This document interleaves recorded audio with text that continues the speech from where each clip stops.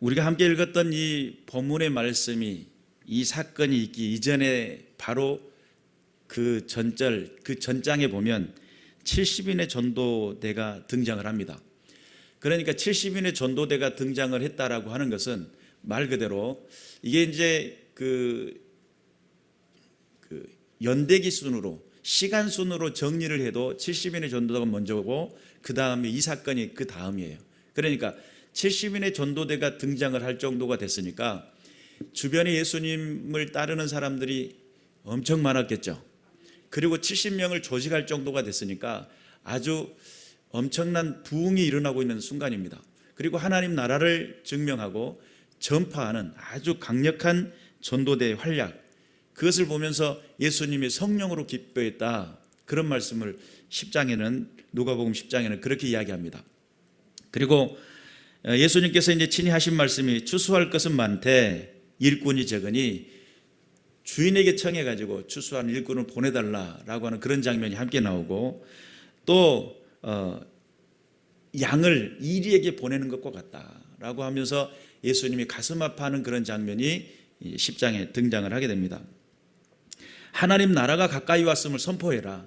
하나님이 지금 하나님의 나라가 지금 가까이 오고 있음을 선포해라 라고 하는 그런 메시지와 더불어 수없는 많은 사람들이 따랐어요. 그리고 저와 여러분이 함께 읽은 누가복음 11장으로 넘어와 가지고 11장 1절에 보니까 예수님께서 한 곳에서 기도를 하고 나오셨어요. 그래 많은 사람들이 찾아와 가지고 제자 중에 하나가 묻습니다. 주여, 요한이 자기 제자들에게 기도를 가르친 것과 같이 우리에게도 가르쳐 주옵소서. 예수님 우리에게 기도를 가르쳐 주세요 라고 하는 그런 장면으로 11장에 시작을 합니다. 그러면서 11장의 그 내용 속에 예수님의 주기도문, 여러분 잘 아시죠? 주기도문이 쫙 나열이 되어 있어요. 그리고 주기도문이 끝난 다음에 주기도문에 관해서 제가 설교할 시간이 올 줄로 믿습니다. 오늘 주기도문 핵심이 아니기 때문에 넘어가서 5절부터서 시작되는 예수님께서 주기도문이 끝난 다음에 5절부터 시작되는 새 떡덩이에 관한 비유의 말씀을 드는데, 오늘 5절에 무슨 이야기가 있냐면 너희 중에 누가 벗이 있는데, 친한 벗이에요. 밤중에 그에게 가서 말하기를 벗이여 떡 세 덩이를 내게 모아라고요, 구워달라, 이렇게 청했습니다. 그랬더니 이제 이 구워달라고 하시는 이분이 내 벗이 여행 중에 내게 왔으나 내가 먹을 것이 없다. 내 친구가 내게 찾아왔는데 먹여줄 것이 없으니까 내게 떡덩이를 몇 덩이? 세 덩이를 좀 구워달라. 세 덩이는 도대체 뭐냐? 세 덩이예요. 이 세 덩이가 뭐냐고 해서 뭐 굳이 풀 필요는 없고 그냥 세 덩이입니다. 여기서 떡을 구워달라고 하는 이 장면이 중요한 거예요. 그래서 구워달라고 하니까 오늘 이 본문은 무슨 이야기라고 했냐면, 그가 안에서 대답하여 이르되 나를 괴롭게 하지 마라. 문이 이미 닫혔고 아이들이 나와 함께 침실에 누워있다. 이제 지금 다 잠자는 시간인데 이렇게 늦게까지 찾아왔냐? 이미 끝났어 라고 이야기를 했어요. 그런데 오늘 이 본문은 무슨 이야기라고 했냐면, 너에게 줄 수 없노라고 했지만 여기서 줄 수밖에 없었던 이유가 내가 너에게 말하노니 비록 벗됨으로 인하여 일어나 주지 아니할지라도 그 강청함을 인하여 일어나 그 요구대로 주리라. 여기서 강청함이라고 하는 이 단어 좀 주목해 볼 필요가 있습니다. 아나이데이아라고 하는 이 단어인데, 이 단어는 건방짐이라고 하는 뜻이 들어있어요. 이게 건방진 사람은 좀 무례하죠. 그러니까 지금 현재 친구라는 이름 때문에 왔는지 그것 때문에 좀 더 건방졌는지는 잘 모르겠어요. 그런데 이 요구가 좀 무리할 정도로 지금 다 잠자는 시간이고 다 쉬는 시간인데 찾아와서 막 강청했다는 거예요. 그러니까 이 강청함은 아마 이 친구인 것을 좀 더 인용을 해가지고 자네 어떻게 나한테 그럴 수 있는가 뭐 이런 식으로 더 강력하게 이야기했겠죠. 여기서 만약에 체면을 차리면서 자네가 안 준다면 어쩔 수 없고 뭐 이렇게 이야기했겠어요. 여기서 강청함이라는 것은 체면불구하고 지금 내게는 뭐가 필요해요? 떡 세 덩이가 필요해요. 왜 필요하냐면 나에게 벗이 있다는 거예요. 그 벗이 먼 여행을 갔다 돌아왔는데 지금 너무 기진하고 지쳐 있어요. 너무 늦게 왔어요. 그런데도 불구하고 이 친구는 그 벗을 위해서 나누기를 원해요. 그런데 유일하게 가게를 오픈했던 친구인지는 모르겠어요. 거기에 찾아가가지고 떡을 달라고 요청을 하고 있는 상황입니다. 그리고 체면 차리지 않습니다. 좀 내놓으라고 아주 강하게 어필을 하고 있습니다. 지금 그 말씀과 더불어서 9절 이하의 내용이 지금 오늘 이 떡 세 덩이에 관계된 메시지인데 9절에 보니까 내가 또 너에게 이르노니 구하라 그러면 너에게 주실 것이요 찾으라 그러면 찾아낼 것이요 문을 두드리라 그러면 너에게 열릴 것이니 라고 하는 말씀으로 이어집니다. 그러니까 여기에서 떡 세 덩이는 무엇을 예수님이 하시고 싶었냐면 제자들이 와가지고 기도 좀 가르쳐 주세요 라고 하니까 기도에 관한 이야기를 말씀하시면서 한 친구가 떡 세 덩이를 구워달라고 하는 그 장면의 묘사를 하면서 구하라, 찾으라, 두드려라 라고 하는 메시지를 전하고 있습니다. 오늘 여기서 지금 구하는 사람의 그 태도, 강청함이라고 하는 이 강청함 속에는 정말 어떤 측면에서는 내 자신의 가장 밑바닥인 순간일지라도 가장 힘들고 어려운 순간일지라도 하나님 앞에 강청해서 살고자 하는 예수님 말씀에 천국은 침노하는 자의 것이다. 침노할 때 그냥 체면 차리고 침노합니까? 어떻게 보면 강탈하는 개념이 함께 들어있어요. 뛰어넘어야 돼요. 그러니까 하나님 채워주세요. 체면 불구하고 채워주세요 라고 하는 이 강력한 의지가 함께 있어야 되겠죠. 그래서 구하라라고 하는 아이테오라고 하는 이 단어, 구하다, 묻다, 청구하다, 빌다, 요구하다, 필요하다 라고 하는 것들을 내 필요를 또는 내가 요구하는 바를 하나님 앞에 청구하는 바를 구해라. 그러면 주실 것이요. 주신다라고 하는 단어는 디도미예요. 이 디도미는 말 그대로 주시는 건데 요한복음 1장 12절에 보니까 영접하는 자, 곧 그 이름을 믿는 자들에게 하나님의 자녀가 되는 권세를 주셨다. 여기서 주신다라고 하는 하나님의 자녀의 권세를 주시는 것도 디도미를 썼어요. 그리고 또한 하나님이 세상을 이처럼 사랑하사 독생자를 주셨으니 요한복음 3장 16절에 주시는 장면, 그것도 디도미예요. 요한복음 4장 14절에 내가 주는 물을 마시는 자는 영원히 목마르지 아니하리니 내가 주는 물은 그 속에서 영생하도록 솟아나는 샘물이 되리라. 여기서 주는 영생하도록 솟아나는 이 물 또한 디도미를 통해서 주시는 거예요. 그러니까 자녀의 권세도 또한 하나님의 그 독생자도 우리에게 영생하도록 주시는 그 주심도 하나님 앞에 구함을 통해 가지고 디도미라고 하는 단어를 통해 우리에게 허락되어지는 은혜라고 하는 사실을 믿으시기를 주님의 이름으로 축원합니다. 그래서 요한복음 10장 28절에 보니까 내가 그들에게 영생을 주노니 영원히 멸망하지 않을 것이요 또 그들을 내 손에서 빼앗을 자가 없느니라. 내 손에서 빼앗을 자가 없다. 영생을 주노니 그랬어요. 여기도 디도미인데 제가 이제 신학교 때 학교에서 전도를 하면서 외침 전도를 하고 있었어요. 외침 전도를 하고 있다가 제 마음속에 어떤 죄책감도 들고 바르게 살지 못한 것들이 죄책감이죠. 신학생이 전도하면서 마음에 죄책감이 들었다라고 하는 것은 하나님 앞에 바르게 살지 못했던 지난 날들의 그것들이 나를 압박해 왔어요. 그리고 한 가지 핑계하고 싶었던 것이 있었는데 하나님 왜 내게 감동을 주셨나요? 아니 성경 더 많이 읽고 기도 더 많이 하는 그런 학우들이 많은데 그들에게 감동 주세요. 저 이제 못하겠어요. 한 6개월 전도하고 포기를 하고 있을 때 하나님 앞에 엎드려서 이제 포기하려고 기도 포기를 하고 막 열심히 기도를 하고 있는데 하나님의 음성을 들려주셨어요. 아버지는 마녀보다 크심에 아버지 손에서 빼앗을 자가 없느니라. 이게 요한복음 10장 29절이에요. 28절에 영생을 주노니 디도미를 통해서 영생을 받은 내가 29절에 아버지는 마녀보다 크심에 아버지 손에서 빼앗을 수 없다라고 하는 그 메시지를 듣고 얼마나 울었는지 몰라요. 하나님께서 나를 붙드셨군요. 하나님 나를 붙드셨군요. 이 마음에 감동이 와서 기도했는데 현실적으로 기도할 때는 감동이 됐다가 눈을 뜨고 나면 부담이 되는 거예요. 또 가서 전도를 해야 되니까 학생들이 지나가고 점심시간에 다 지나고 밥 먹으러 가는데 거기서 외침 전도를 하고 있으니까. 외침 전도 하겠다니까 한 7명에서 8명 정도가 팀워크가 되었어요. 내가 이런 뜻을 밝히니까 동참하는 친구들이 생기더라고요. 그리고 제가 선창을 하면 한 7, 8명이 외쳐서 함께 외쳤어요. 성결 강단에 내려오는 그 모든 중생관 앞에서 외치는데 거기는 사회학부, 신학부 전부 다 왔다 갔다 하니까 7,000학우가 다 들었어요. 그런데 그것을 외치면서 화요일마다 목요일마다 외쳤는데 그 가운데서 제 마음속에 찾아왔던 아버지는 마녀보다 크심에 아버지 손에서 빼앗을 자가 없다 라고 했을 때 그 영생을 주시는 그분은 사람이 아니에요. 어떤 인맥도 아닙니다. 학식도 아닙니다. 오직 하나님 아버지께서 붙드시고 축복하시고 함께한다는 믿음, 그것이 삶의 사역의 현장을 이끌어 나가게 하는 힘이더라는 거죠.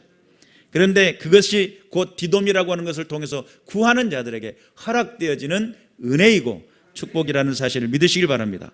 찾으라라고 하는 제테오라고 하는 구하다, 하나님을 경배하다, 열망하다, 인내하다, 물어보다, 질문하다, 추구하다라고 하는 이 단어의 의미 속에는 하나님을 경배하면서 열망하는 자세, 인내하는 거예요.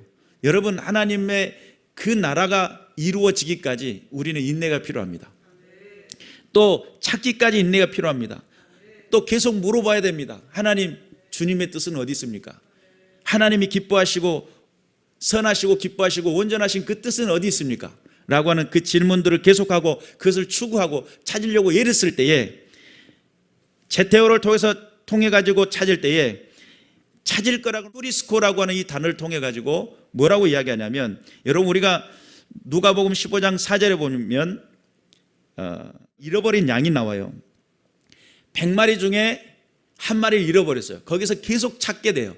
찾게 되고 찾는 장면 속에 휴리스코라고 하는 단어가 사용되고 있고, 거기서 찾아내기까지 찾지 아니하겠느냐라고 하는 그 단어로 연결이 돼요. 또한 거기에서 나오는 잃어버린 드라크마, 누가복음 15장 8절에 나는 드라크마를 찾는 장면에도 등장을 하고, 또한 누가복음 15장 24절에 보면 돌아온 탕자를 잃었다가 다시 얻었다라고 하는 그 장면 속에 얻는다라는 그것이 휴리스코예요. 그러니까 찾으려고 애쓸 때에 하나님 앞에 열망하고 인내하고 찾으려고 애쓸 때 찾게 하시는 그 은혜는 잃은 양을 찾는 자세, 또한 드라크마를 찾는 자리, 또한 잃어버리는 자녀, 그 탕자를 찾아오는 그 장면에, 다시 얻는 그 장면에 이르기까지 하나님의 은혜는 연결되어 있다는 사실 믿으시기를 주님의 이름으로 축원합니다. 그리고 또한 문을 두드리다라고 하는 쿠루오라고 하는 이 단어는 말 그대로 두드리는 거예요. 여러분 생각을 해보세요. 화장실 들어가 가지고 노크를 하잖아요. 노크는 왜 합니까? 노크는 정중하게 표현하자면 안에 계십니까? 라고 하는 그런 질문이잖아요. 근데 노크를 했을 때 사람이 안에 있을 때 뭐를 해야 돼요? 같이 노크를, 여기 사람 있어요, 노크를 해주잖아요. 문을 두드려라고 했을 때 거기에는 반드시 존재한다면 응답이 있을 거라는 거예요.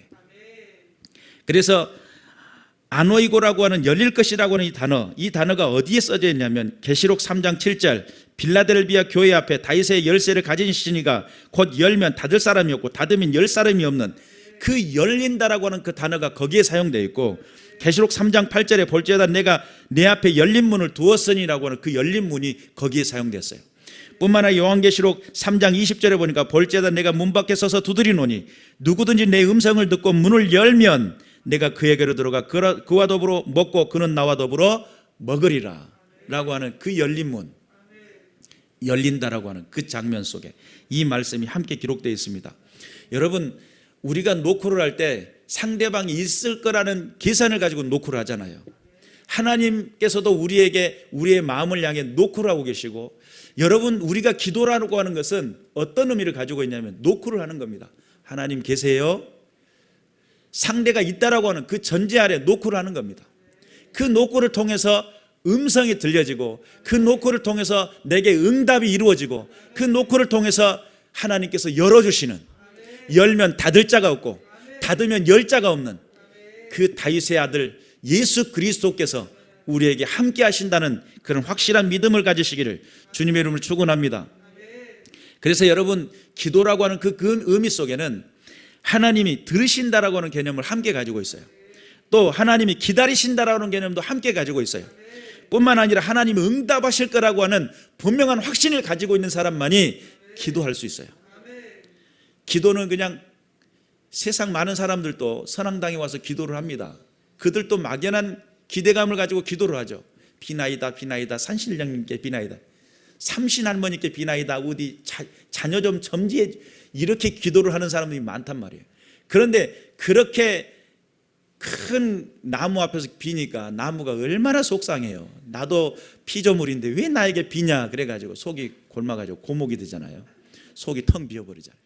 근데 우리가 하나님 앞에 하나님이 살아계시다라는 분명한 믿음을 가진 사람들은 하나님 앞에 엎드릴 줄 알고 하나님이 응답한다는 믿음을 가지고 하나님께 구하고 하나님 앞에 찾고 하나님 앞에 두드리면 하나님께서 우리에게 주시고 찾게 하시고 열어주신다 믿으시기를 주님의 이름으로 축원합니다. 그래서 우리에게 기도하라고 하셨던 예수님께서 그런 말씀을 하세요. 유혹에 빠지지 않도록 기도해라. 누가복음 22장 40절에 그래요. 또 누가복음 22장 41절에 시험에 들지 않게 깨어 기도하라. 여러분, 우리가 깨어서 하나님 앞에 기도할 때에 유혹에 빠지지 않도록 기도하는 것 중요하죠. 또 시험에 들지 않게 기도하는 것 중요하죠. 일단 먼저 예방 효과예요. 요즘 코로나 때문에 예방 주사 맞는 1차 맞았네, 2차 맞았네, 그렇게 주사를 맞잖아요. 그것은 유혹에 빠지지 않도록 기도하는 거예요. 예방 주사 같은 기도가 필요합니다. 그 시험에 들지 않게, 이미 내게 시험이 왔어요. 다가왔어요. 그러면 어떻게 해야 돼요? 이겨낼 수 있는 치료제가 필요해요. 그게 기도예요. 예방 효과도 있고 치료도 되는 기도가 필요하다 믿으시기를 주님의 이름으로 축원합니다. 이 세대 속에는 악한 영 어둠의 권세가 우는 사자와 같이 삼킬 자를 두루찾고 있습니다. 그랬더니 베드로전서 4장 7절에 근신하여 깨어 기도하라. 깨어서 기도할 필요가 있습니다. 이 세대를 이기고 승리하는 비결은 뭐냐? 하나님을 부르짖고 하나님의 이름을 부르고 하나님의 뜻을 구하고 하나님의 나라가 확장되기 위해서 깨어 기도하는 것. 저와 여러분에게 주어진 사명이라고 하는 사실을 믿으시길 바라고, 하나님은 지금도 살아계시고 지금도 역사하신다고 하는 사실을 믿으시기를 주님의 이름을 축원합니다. 그래서 날마다 하나님 앞에 엎드릴 줄 아는 삶, 날마다 주의 말씀을 구하며 소망하는 삶.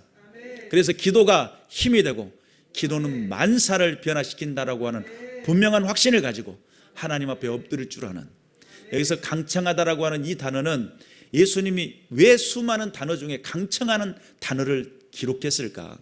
건방진 거예요. 하나님 앞에 하나님 하면서 따지는 거예요. 하나님 나를 이곳에 보내셨으면 할 수 있는 힘을 주셔야 되지 않겠습니까? 떼쓰는 거예요. 하나님 내게 이렇게 은혜 베푸셔가지고 살게 했으면 자녀의 권세를 주시겠다고 했는데 그 권세가 이겁니까? 따지는 거예요. 하나님 앞에 막 좀 건방져 보이죠. 그렇게 사용해서라도 마지막 때 추수할 것은 많은데 추수할 일꾼을 요청하는, 그 요청하라고 이야기했던 예수님의 그 메시지 의미 속에는 이 나라, 하나님 나라가 이 땅에 임하기를 원하시고 독생자 아들을 주시기까지 원하셨다면 하나님 내게 능력 주셔야 돼요. 하나님 이곳에 함께 하셔야 돼요. 하나님 역사를 보게 하여 주셔야 돼요. 악한 영 어둠의 권세는 수도 없이 많은 역사를 일으키는데 우리에게 믿음의 사람들이 힘을 얻어야 되지 않겠습니까? 막 강하게 강청하는 믿음의 군사들이 되어야 될 줄로 믿습니다. 그래서 세대를 확장하고 믿음의 지경을 넓혀나가고 하나님의 뜻을 이루어나가고, 그래서 오늘 떡 세 덩이의 비유는 기도에 관한 것이고 그 비유를 통해서 우리에게 허락되어진 강력한 그 기도의 메시지가 우리의 심령 가운데 깊이 뿌리 내리시기를, 우리의 삶의 터전 가운데 하나님의 살아계심을 드러내고 나타내고 증명하는 믿음의 군사들 되시기를 주님의 이름으로 축원합니다. 기도하겠습니다.